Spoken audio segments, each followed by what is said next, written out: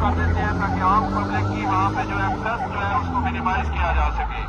यहाँ पे हमारी रेस्क्यू 112 की टीम एरिया गार्डन